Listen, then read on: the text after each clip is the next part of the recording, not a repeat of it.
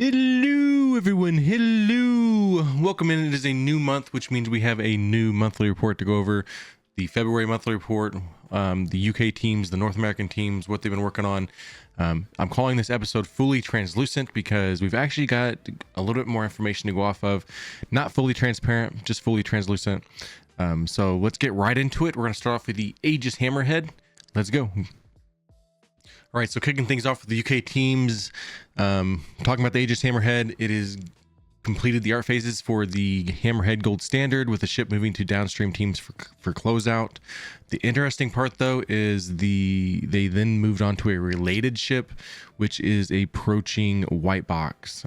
Something related, I would assume that's something Aegis, maybe something that can be in the same realm as the Hammerhead, maybe.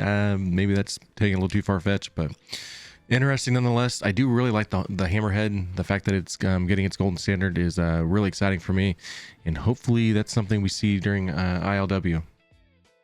So now we move into the Gattac Railen, passed its white box for gate review and moved into gray box ahead of its planned release at Alien Week this year. This is where that fully translucent comes in. They're actually telling us it's planned for Alien Week. That's actually where we've kind of guessed where it was going to be, and this is the first I've actually seen them actually admit that it's coming planned release at Alien Week this year.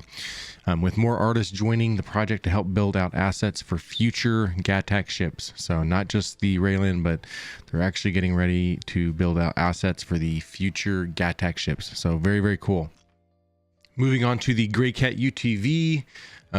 Work also continued on the Grey Cat UTV, which had freshly captured enter and exit animations implemented. It's currently with downstream teams for completion. So this one actually sounds like we may even get it before ILW.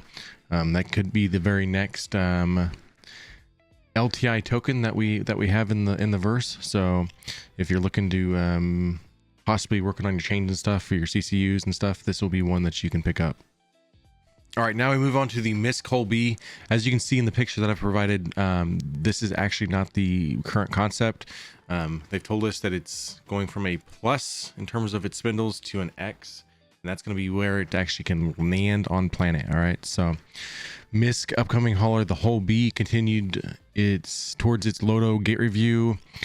Tech art is currently finalizing the highly intricate spindle deploy and retract animations. So a lot of work being done to try to make it to where it can still land on planet and still be able to hold a lot of cargo.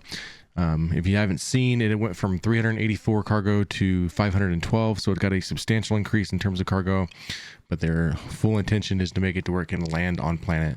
It's going to make it a very desirable ship for those that are like maybe don't want to work on the whole sea and go station to station. It's going to be a pretty cool ship, and I know a lot of people are going to like it, so exciting nonetheless. All right, so now we move on to one of the more exciting parts of the monthly report. I love everything Drake, so moving on to the Drake Ironclad.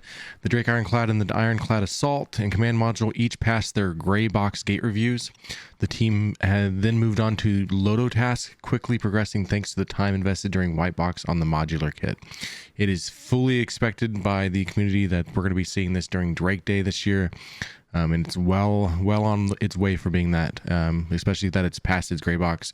It's kind of its final touches and art stuff and animations and whatnot. So very, very exciting if you're a Drake Ironclad owner. I think we're supposed to be getting both the Ironclad and the Ironclad Assault, which can't be said for the same as the Kraken, which we'll get right into here in a second. So before we can get into Drake Kraken news, we actually have to go over the mystery ships, the unannounced vehicles. The UK team's working on 3 unannounced ships. The first is approaching its gray box gate review, while the second passed gray box following minor functionality requests from the director. And the third passed its white box review, though it is currently receiving tweaks to the layout before gray box. Moving on to the North American team, it talks about an unannounced ship passed its white box gate review with the team talking feedback regarding some of the interactions with elements in the rear half. So there's 4 different unannounced vehicle ships that we're talking about there. We do know from previous Star Citizen Live videos, they've talked about an origin ship coming around ILW and also a refueling ship. All right, so I don't know if the refueling ship is one of those that are like maybe they're talking about there. Maybe that moves up to the one we talked about with Aegis. It's hard to tell, but they don't really give us a lot of information here on these ones. All right, so now finally we can talk about the Drake Kraken. The Drake Kraken had its white box review rescheduled to early March after further concept time resolved areas that didn't hit current standards. The team also reviewed traversal throughout the ship. Following this, they removed and reduced the scale of some rooms that offered no benefit to players without compromising the scale of the interior hero rooms like engineering. All right, that's worth noting. The interior hero rooms like engineering. The ship remains on track for its planned release next year. Now, in a previous monthly report, it was pretty well known that the Kraken and the Kraken Privateer is not going to be coming side by side. So take note of that. But I want to focus on the interior hero rooms, because in the December monthly report from 2025, one of the ships that the North American team are working on had these special unique hero rooms. So that's going to give us a little bit of light of what that ship's going to be offering. Is maybe something to do with engineering. Maybe we're going to be seeing a ship that's really just designed for engineering based kind of things. Maybe something similar to what the Kraken has here, repairing the Buccaneer in the picture. So exciting nonetheless. I don't know exactly what it entails. I'm just kind of spitballing here. So exciting. Next year, Drake Kraken. So not this year, next year. Probably, let's face it, probably around Drake Day 2027. All right, so something worth noting here that's not in the monthly report is not only did we not get any information for the RSI Galaxy, we've got no new news again for the Anvil Liberator, which is kind of disappointing. I'm really hoping it's going to be for something like that tactical group strike missions that are coming sometime in 2026. So another monthly report where you've not gotten any information for the Liberator. So there we have it, everyone. A lot of interesting news. Not only do we have the Hammerhead coming soon, we've got the Gattac Railen coming during Alien Week. Greycat UTV is very close. Hull B's getting close.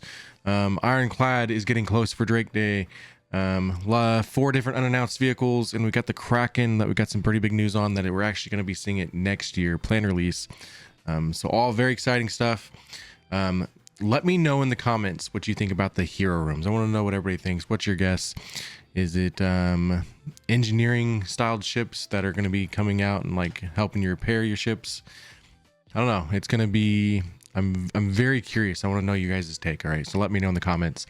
If you're new to Star Citizen, use my referral code down in the description. We're always doing giveaways on my Twitch channels, so you want to find me on Twitch, and we've actually just recently started YouTube giveaways, so be on the lookout for those, guys. So I want to say, everybody, thank you for watching. You all are the best.